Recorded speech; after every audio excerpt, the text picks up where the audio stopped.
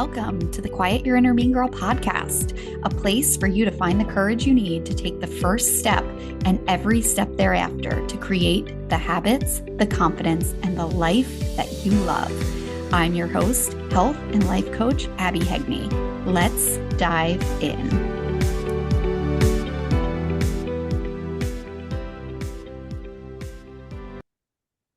Welcome back to episode 37. This week, I want to talk to you about 4 key characteristics of your inner mean girl, because I think it will be really helpful in identifying how and where she is showing up in your life. I believe that we all have an inner mean girl, even the most confident women out there. Our inner mean girl varies in loudness, in degrees of criticism, even in personalities and the stories that she tells us, which is why she often goes unnoticed. Sometimes she is what I call the criticizer, the inner mean girl that I think maybe a lot of us think of when we think of an inner mean girl. She is that voice inside your head that when you look in the mirror, you just hate what you see. You are constantly beating yourself up, telling yourself that you need to lose weight, that your legs are too big, that you're not pretty enough. This may be your inner mean girl. I know it was my inner mean girl for a very, very long time. But as I have done more of this work on myself, and as I have coached over 100 women through the same process, I have learned that most of the time, your inner mean girl has a much quieter personality and a more subtle way of showing up in your life. When you tell yourself that you have tried everything and nothing works, that's your inner mean girl. When you think to yourself, what's the point? That's your inner mean girl. When you compare yourself to others and you think that they're doing it right or they have it easy and it's so hard for you and it should be easier and you should be further along, that's your inner mean girl. When you blame your schedule, your time, your kids, your life for why you aren't doing what you want to be doing, that's your inner mean girl talking. If you think of her only as that harsher voice that criticizes and shames your body, and you believe that you don't have an inner mean girl, you miss the subtleties. You miss how she's showing up in the small ways that have a big impact on your life and the life that you want to create.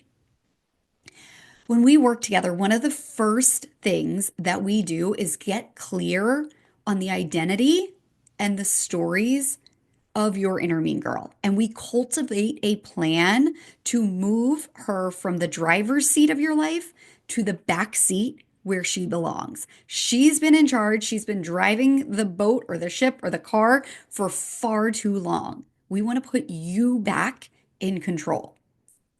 And we're not going to get into the different personality types of your inner mean girl today. I have incorporated many of them into previous podcast episodes and will continue to incorporate them into future podcast episodes. But to help you to start identifying your inner mean girl, I've created a document of 18 of the most common inner mean girl personality types. What they tend to sound like, the types of stories that she tells you to help you to start identifying yours. So you can go to the show notes and click the link for the personality types and download your copy today and really start to learn about how she is showing up in your life. But regardless of the personality of your inner mean girl, there are 4 key characteristics that I think all inner mean girls embody. I want to dive into those characteristics with you today because I think that the more that you know about her and how she's showing up in your life and the ways in which she's holding you back from creating the habits and the confidence and the life that you want, the more prepared and confident you will be to quiet her down and take back control of what is rightfully yours. The opportunity to feel better, to be more consistent, to feel more balanced, to create the life that you envision yourself living. So let's dive in to these four characteristics. The first characteristic of your inner mean girl is being afraid to feel negative emotions. You find yourself holding back out of fear of failure. You feel like you should know how to do it. You may even believe that you should already be doing it. And you're afraid to start because you know that you'll feel so much shame or humiliation if you make a mistake, or if you start and you find that you can't stick with it. You put off the things that you know will make you feel so much better to avoid feeling disappointed if you don't get the results that you wanted. This is a sign that your inner mean girl is in the driver's seat. She's calling the shots. She's focused on keeping you safe in the comfort of what you know. And every time you build enough confidence to edge yourself closer to stepping out of your comfort zone and creating the change that you crave, doubt, nervousness, fear, or anxiety creeps in and you pull yourself right back. By avoiding battling the negative emotions on the outside, you end up battling more negative emotions on the inside. You doubt yourself even more. You continue to feel uncomfortable in your own skin. The little bit of confidence you had plummets. Getting into the routine that you wanted, losing the weight that you want to lose, being consistent feels even harder, even more complicated. It feels further away, feels like it's impossible to reach.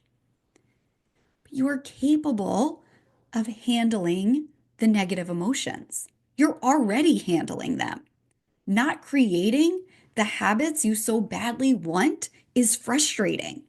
Feeling uncomfortable in your body is discouraging.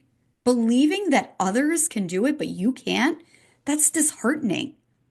Our human experience is both positive and negative emotions. Without the negative emotions, we wouldn't know what feels good. We wouldn't know what works for us. The problem is when your inner mean girl is in charge, you use those negative emotions against you. But when you learn to quiet her down, you learn from those emotions. You build conscious confidence that propels you forward to becoming the woman who feels confident in who she is and what she does and how she feels, whether that is good or bad. The second characteristic of your inner mean girl is that she lives on autopilot. You love the comfort of what you know. It feels safe and easy. You continue with the same habits, thoughts, and patterns, even though they leave you feeling frustrated and unfulfilled. You want to change, but change feels so hard. You believe this is just how it is, or I'm not the type of person who can stay consistent. But every step that you take, every shift you make, even the smallest of the small, the steps that we tell ourselves aren't enough. Every single one of them disrupts your inner mean girl's autopilot. It opens the door to change to a new and more empowered version of you. There may be some things in our life that we benefit from being on autopilot, but we don't benefit from our entire lives being on autopilot.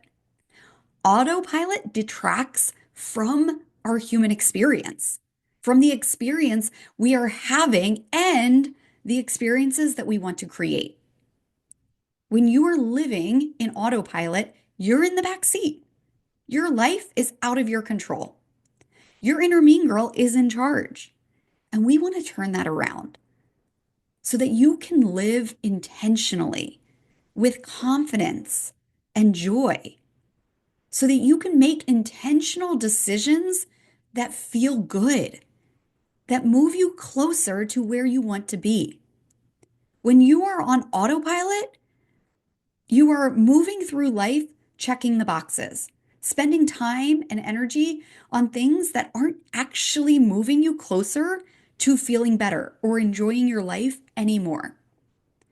I have become the woman who wakes up early and works out, but I consciously choose that every day.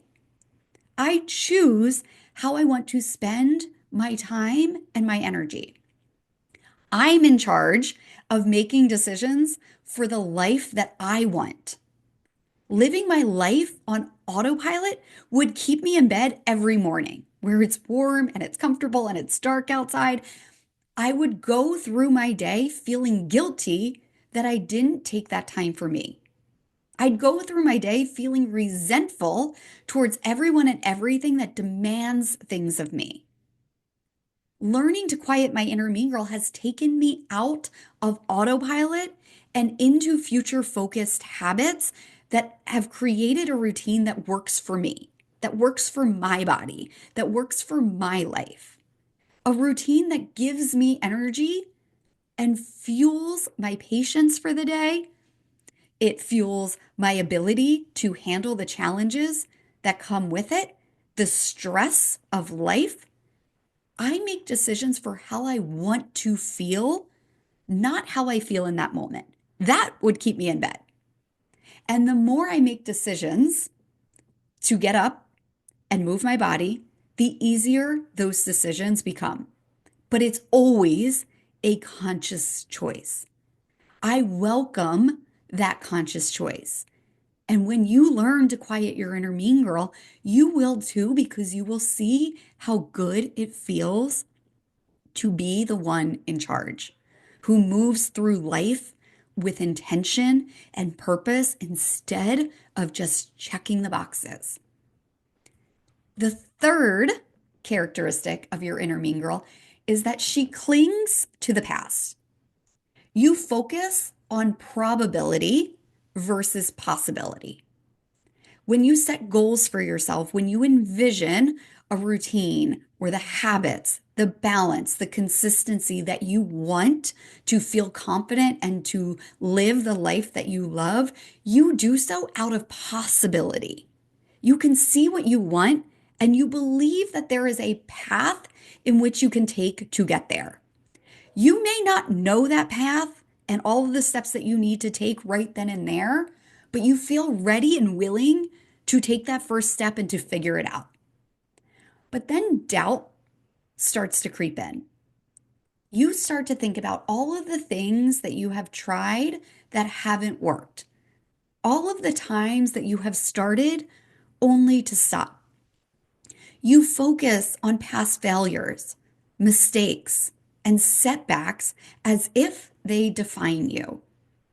You use all of the past evidence of the things that haven't gone your way as proof that you can't do it. You tell yourself, I've never been able to stay consistent. What's the point? Or I've tried everything, nothing works. You look at your past to determine what is most likely to happen based on everything that you have always done, rather than allowing yourself to explore what would be possible, what is possible if you were to open yourself up to doing things differently. That's your inner mean girl. When you learn to quiet her down, you give yourself a chance to explore what you believe is possible, what you are capable of. You respond to, I can't do it, with, but what if I can? Instead of using your past against you, you start to use it as a foundation for your future. Not as evidence, but as knowledge of what doesn't work, what you're willing to change, what you now know that you didn't know back then. Your past does not dictate your future, but it can be a really powerful guide if you use it in the right way. And the fourth characteristic of your inner mean girl is that she emphasizes lack in your life. You are so focused on what is missing, whether it's time, energy, motivation, or progress, that you miss what is. You constantly think about what you don't have. You don't have enough discipline or willpower or consistency. And when that is what you are focused on, you miss the opportunity to optimize what you do have. You tell yourself that you're behind, that you should be further along. And then you try to rush and catch up. And you do so by doing things that don't work for you. You're trying so hard to live up to society's standards, to fit in, and to create more in your life. But when it comes from a place that it's not enough, it will never be enough. That's your inner mean girl. And she comes with you wherever you go. She stays with you until you learn to quiet her down. We think that focusing on what we don't have will motivate us, but really, it's the opposite. Focusing on what we don't have is the most demotivating thing that we can do. It feels heavy and hard, and every challenge that comes up along the way just reinforces the idea that we are less than.